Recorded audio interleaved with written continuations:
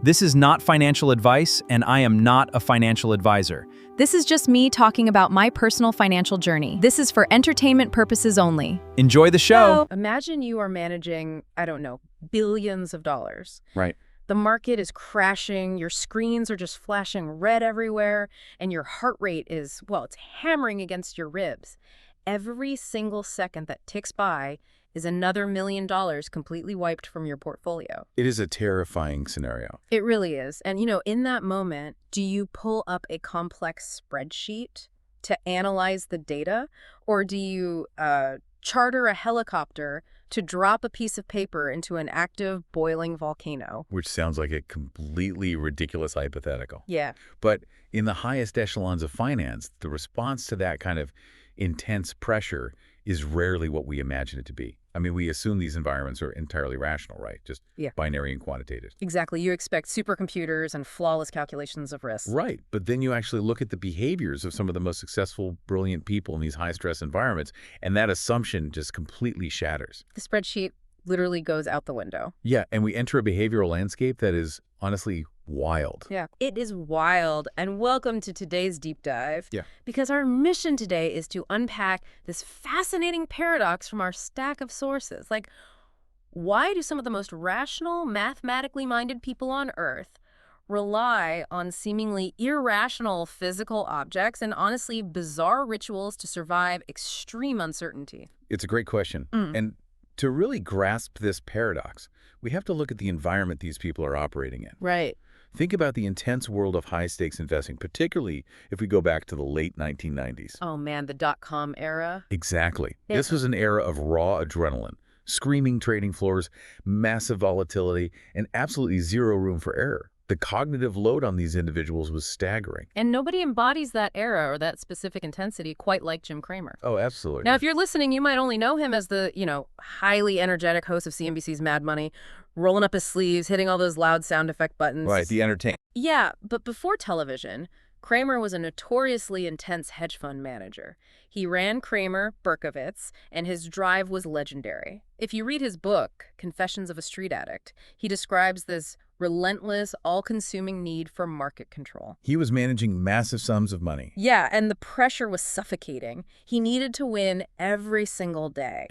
Which sets up a really fascinating psychological trap. How so? Well, when a person's entire identity and professional survival depend on controlling something that is fundamentally uncontrollable, like the global stock market, the brain begins to struggle. Right, because you can't control the market. Exactly. Yeah. The brain craves a sense of agency that the environment simply won't provide. Okay, let's unpack this with a bit of an analogy for you guys listening. Trying to control the stock market is like trying to steer a ship in a Category 5 hurricane. I like that. You cannot control the weather. The waves are going to smash into you regardless of what you do. But you can control, the lucky socks you wear while standing at the wheel. Right. Wearing those socks gives your brain a necessary, albeit fabricated, illusion of control amidst all that chaos. And that illusion is a literal survival mechanism. Because the drive for control is so paramount in these high-stakes environments, the brain will manufacture it physically if it can't find it in the data. Which brings us to the inevitable question, right? What happens when a top performer, someone like Cramer, whose entire worldview is built on being in control, what happens when they completely lose it? Well, the narrative inevitably moves from the chaotic trading floor to a literal boiling point. Yeah, and in Cramer's case, we mean that literally. We really do. He tells this dramatic story in his book about suffering through a devastating drawdown. And just to clarify, for anyone who doesn't live and breathe finance jargon, a drawdown isn't just a bad afternoon. No, not at all. It is a massive, continuous drop in a fund's value. You are bleeding millions of dollars, your investors are panicking, your strategies are failing, and the pressure is physically breaking you. The stress becomes chronic at that point. It's a physiological state where your body is constantly just flooded with cortisol. So what does this hyper-rational numbers guy do? He goes to Hawaii. Right. But not to sit on a beach with a pina colada. He charters a helicopter to fly directly over the Kilauea volcano. It's wild. We're talking about hovering over an active, erupting pit of magma. It is a stunning visual. A Wall Street hedge fund manager in a chopper over an active volcano, and he takes his notes, like the physical pieces of paper with the stock ticker symbols of the companies that were ruining his portfolio, and he throws them out of the helicopter. Directly into the boiling lava. Yes. He is literally sacrificing his bad stock picks to a volcano to symbolically exercise his bad luck. It sounds crazy, but behavioral psychologists actually have a framework for this kind of behavior. They divide these routines into 3 distinct categories. Okay. What Kramer is doing here falls into the 3rd category. It's a type 3 ritual, which is known as a symbolic catharsis or reset ritual. Okay, before we get to types 1 and 2 later, let's break down this type 3 catharsis. Because on the surface, it sounds completely unhinged. It does, yeah. Like exactly what is going through his mind. Kramer didn't actually believe the lava would change the quarterly earnings reports of those tech companies, did he? No, of course not. He Oh. didn't. It's not about magic. It's about neuroplasticity and breaking negative feedback loops. Okay, explain that. When you are in a state of chronic stress, your brain gets stuck. Every single time Kramer looked at those specific ticker symbols on his screen, his brain triggered a deep physiological stress response. The symbol itself became a trauma trigger. Oh, wow. So just seeing the letters caused panic. Exactly. So by physically destroying the physical representation of those symbols in the most dramatic way possible, he was forcing his brain to experience a definitive, unmistakable end to that cycle. So it's a physical purging of failure to give the brain a clean slate. Precisely. But here's where it gets really interesting and maybe a bit absurd. I have to push back on this a little. Sure. Isn't chartering a helicopter to throw paper into a volcano just a very expensive cinematic temper tantrum? I mean, couldn't he have just, I don't know, used the heavy-duty paper shredder in his office? It's a totally fair challenge. Mm. But a paper shredder probably wouldn't have worked. Really? Why not? Because extreme environments require extreme psychological boundary drawing. Think about the context. A paper shredder is mundane, right? It's sitting right there in the exact office environment where the trauma is actively happening. Oh, I see it. It doesn't break the context. Right. To truly separate past failure from future execution, the brain sometimes needs a massive shock to the system.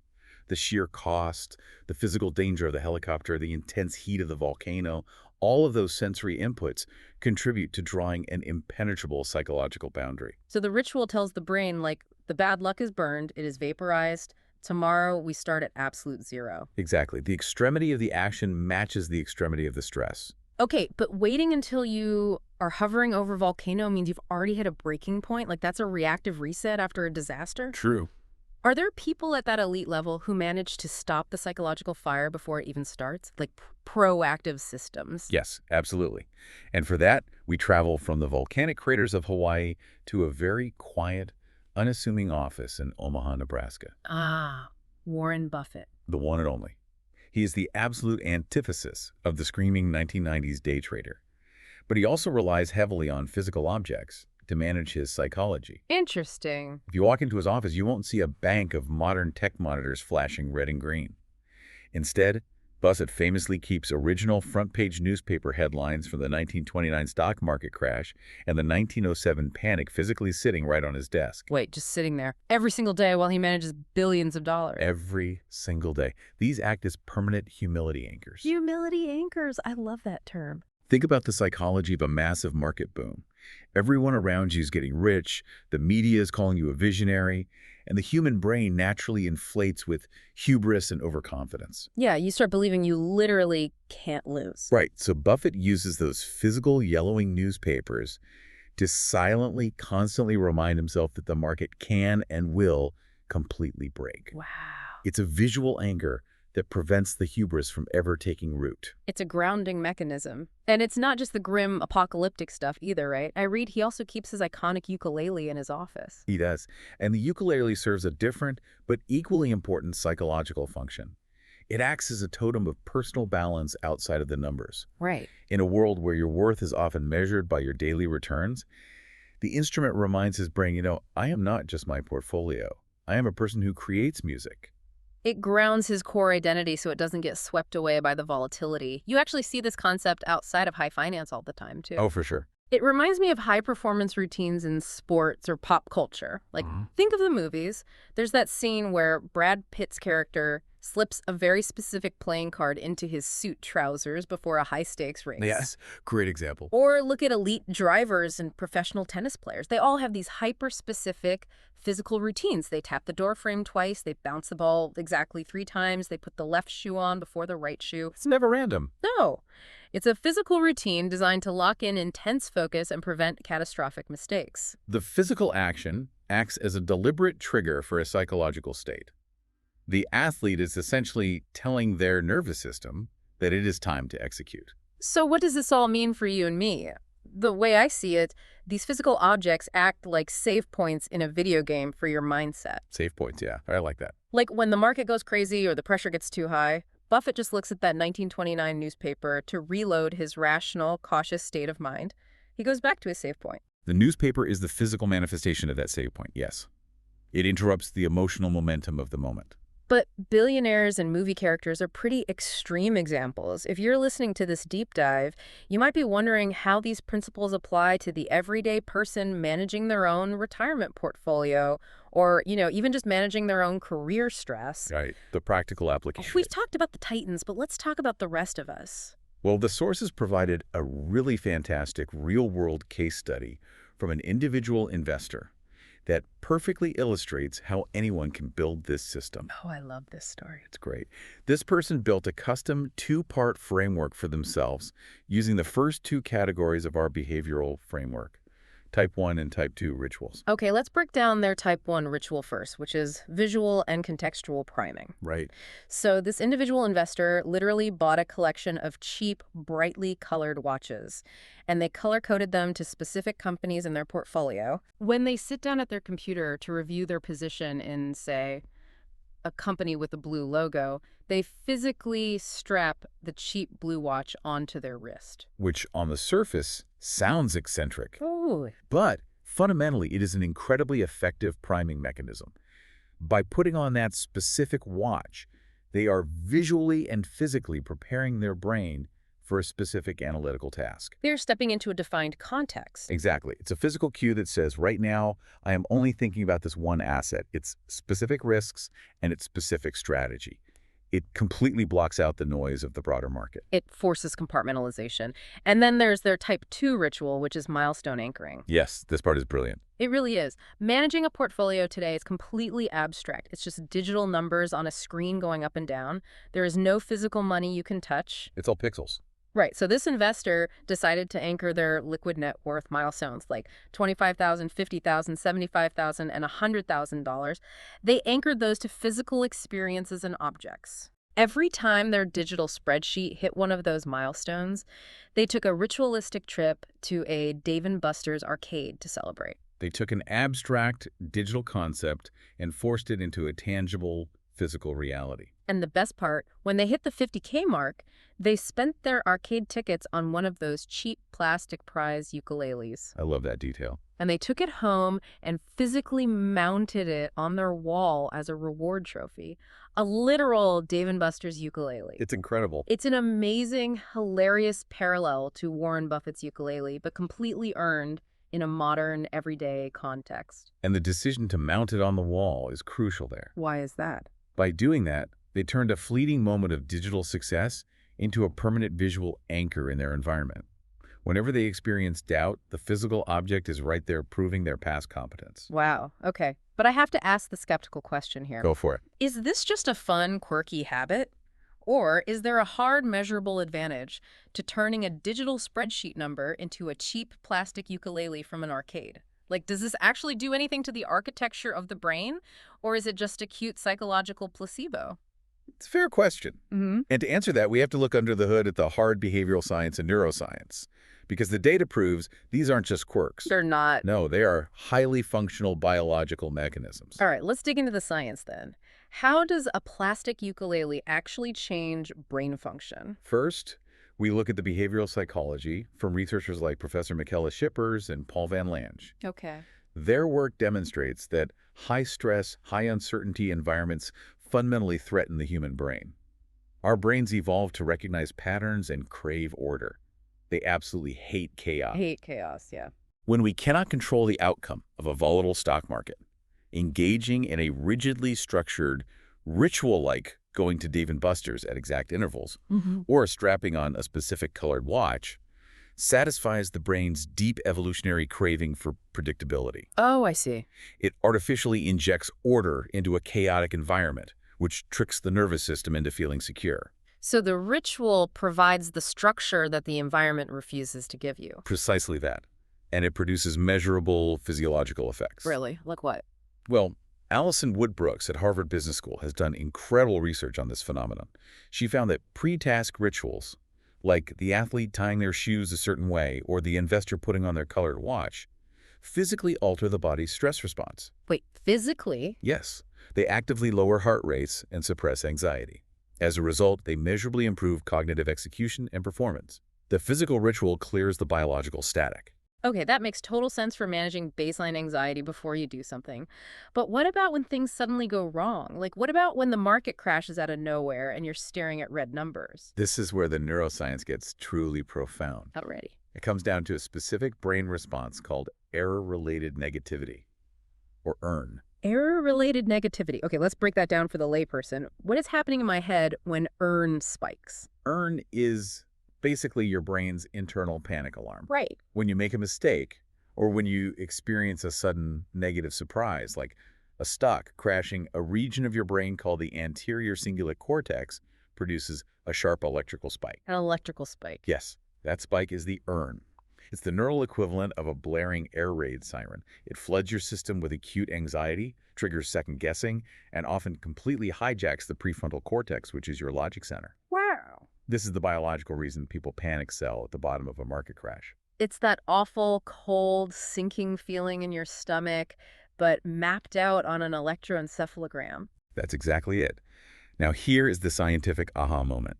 Studies have shown that when individuals engage with their physical totems or structured rituals, it actively reduces the brain's ERN response. Wait, how? How does holding an object change an electrical spike in the brain?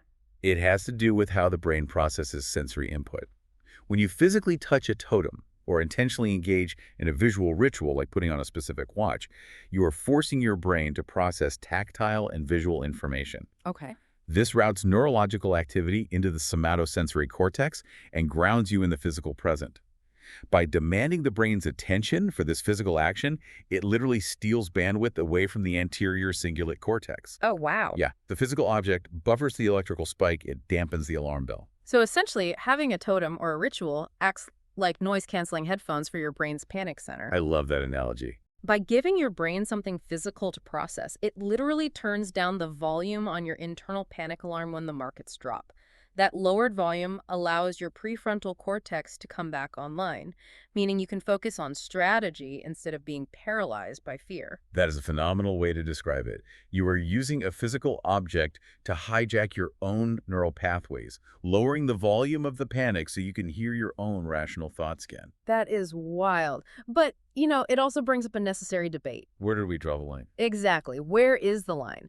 Because if a plastic ukulele or a colored watch can calm my brain down, why not just carry around a lucky rabbit's foot, consult astrology, and ignore the financial spreadsheets entirely? Like, where is the boundary between a highly functional psychological tool and an unhealthy self-destructive superstition? It's a crucial distinction, really. And the line is actually drawn by how the tool is used in relation to the work itself. Okay, expand on that. If a ritual or a totem replaces doing the hard analytical work, if you're buying stocks because a magic 8-ball told you to, or because you wore your lucky blue watch and decided to completely ignore a terrible quarterly earnings report, that is a dangerous superstition. Right. It's an abdication of responsibility. You're hiding behind the object. You're using the object to avoid reality, not to process it. Conversely, if the ritual enables you to execute your strategy calmly in the face of chaos, it becomes a superpower. Oh, I see. If Buffett uses the 1929 newspaper to remind himself to scrutinize the balance sheets even harder during a boom, or if the individual investor uses the blue watch to focus all their attention on the blue company's data, then it's not a superstition. It is a psychological tool that facilitates rational action. That makes perfect sense. It's about enabling the hard work, not replacing it. The object just clears the path for your intellect to do its job. It creates the psychological safety required to be rational. So, as we wrap up today's deep dive, here is the final core takeaway for you listening. Physical totems, whether it's an antique 1929 newspaper sitting on a billionaire's desk, Yep. a cheap company-colored watch on your wrist, or a Dave & Buster's prize ukulele proudly mounted on the wall. They aren't silly superstitions. Not at all. They are sophisticated cognitive toolkits. They are the physical anchors that hold our deeply emotional human brains steady when the digital numbers on a screen get utterly chaotic. But this leaves us with a final, very provocative thought to mull over. Ooh, all right. Let's hear it. We're moving rapidly into a world that is increasingly digital, abstract, and screen-based. Think about cryptocurrency wallets, virtual reality workspaces, fully algorithmic trading. Everything we interact with professionally and financially is becoming intangible. We're losing the physical stuff. Everything is just pixels now. Right. So the question you have to ask yourself is, as our financial and professional lives become totally virtualized, will our brains eventually figure out how to invent digital totems that provide that same reducing comfort? Or will this extreme virtualization actually backfire, making our human brains crave these physical, tangible anchor objects even more? Will the virtual hurricane make us cling to our physical lucky socks tighter than ever? Exactly. It's definitely something to think about next time you check your portfolio or, find yourself tapping your pen on your desk 3 times before a big meeting. Thanks for joining us on this deep dive.